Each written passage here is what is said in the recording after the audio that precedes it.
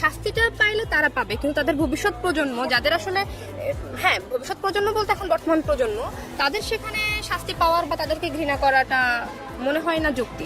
এখন তো তারা গণতন্ত্রের প্রতি, যদিও এখন মোদি অত্যন্ত লাইক ট্রাম্পের মতো বলা যায়, ট্রাম্পের ছোট ভাই মা এরকম সংস্করণ। 1947 সালে ব্রিটিশ ভারত ভাগের সময় ভারত এবং বাংলাদেশ অর্থাৎ তৎকালীন পূর্ব পাকিস্তানের মধ্যে সীমান্ত নির্ধারিত হয়। এই সীমানা স্থাপনকালীন ঐতিহাসিক সিদ্ধান্তগুলি কখনো কখনো সীমান্ত সমস্যা বা সীমান্তবর্তী অঞ্চলের প্রতি আগ্রহের কারণ হতে পারে। এই সেভেন সিস্টার্স অঞ্চলের ভৌগোলিক অবস্থানও এই অঞ্চলের কৌশলগত গুরুত্ব বৃদ্ধি করেছে। ভারতের উত্তর পূর্বাঞ্চলীয় 7টি রাজ্য, যাদের সেভেন সিস্টার্স বলা হয়, যা হলো আসাম, মেঘালয়, মণিপুর, নাগাল্যান্ড, অরুণাচল প্রদেশ, ত্রিপুরা এবং মিজোরাম, বাংলাদেশের সাথে একটি বিশেষ সম্পর্ক স্থাপন করেছে। এই রাজ্যগুলির ভৌগোলিক অবস্থান এবং সাংস্কৃতিক সাদৃশ্যের কারণে বাংলাদেশের সাথে তাদের সম্পর্ক অতীব গুরুত্বপূর্ণ। সীমান্তের নিকটবর্তী অবস্থান এবং ঐতিহাসিক যোগাযোগের কারণে এই অঞ্চলের মধ্যে বাণিজ্য, পর্যটন এবং সাংস্কৃতিক বিনিময় ব্যাপকভাবে বৃদ্ধি পেয়েছে। কিন্তু এই সম্পর্ক বৃদ্ধি এক বড় বিপদ ডেকে এনেছে, অর্থাৎ এই রাজ্যগুলি কি অন্যজনের অধীনে চলে যেতে পারে।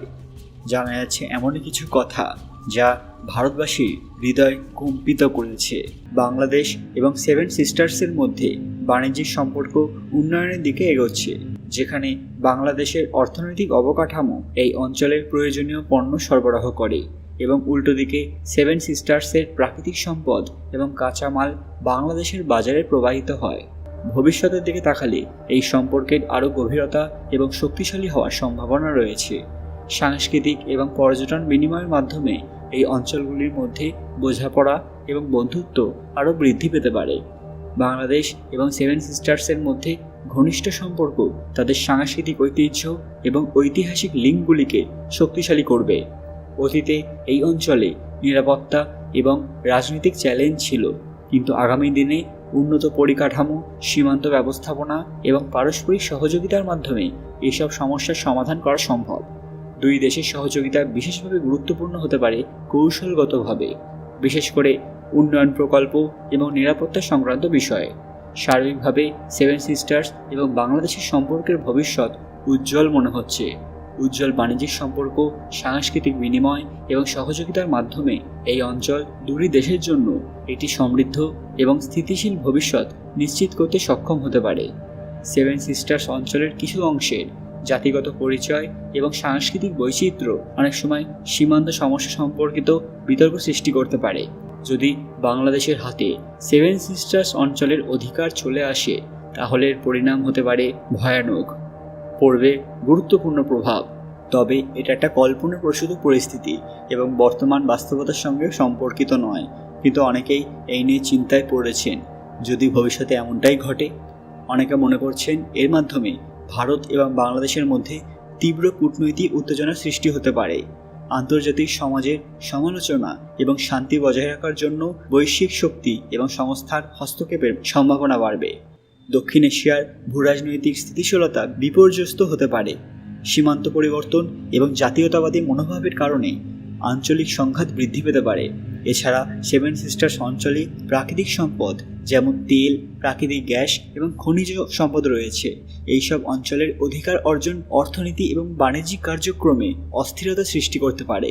আঞ্চলিক অর্থনৈতিক ইন্টিগ্রেশন এবং উন্নয়ন প্রকল্পগুলিতে প্রভাব পড়বে। তাছাড়া এই অঞ্চলকে বাংলাদেশের সঙ্গে যুক্ত করতে ব্যাপক বিনিয়োগ এবং অবকাঠামো উন্নয়নের প্রয়োজন হবে। বিদ্যমান বৈষম্য দূর করা এবং প্রশাসনিক কার্যক্রম পরিচালনায় চ্যালেঞ্জ আসবে। এত সব দিক অনেকে চিন্তা করে ফেলেছেন। কারা? বাংলাদেশের অনেকে। তবে ভারত কি সেটা হতে দেবে? না, একবারেই না। তবে ধীরে ধীরে যে পরিস্থিতি উৎপন্ন হচ্ছে তা ভারত এবং বাংলাদেশের মধ্যে সামরিক উত্তেজনা বৃদ্ধি করতে পারে, যা সীমান্ত অঞ্চলের সংঘাত এবং নিরাপত্তা সমস্যার সৃষ্টি করতে পারে। নতুন সীমান্তের নিরাপত্তা ব্যবস্থা কঠিন হয়ে যাবে এবং সম্ভাব্য সীমান্ত সংঘাত বা সন্ত্রাসী কার্যকলাপের বিরুদ্ধে প্রতিরোধ ব্যবস্থা গড়ে তোলার প্রয়োজন হতে পারে। ফলে অনেকেই এই নিয়ে চিন্তায় পড়ে গিয়েছেন। শেখ হাসিনা সরকারের পতনের পর থেকেই এক বড় জল্পনা শুরু হয়েছিল।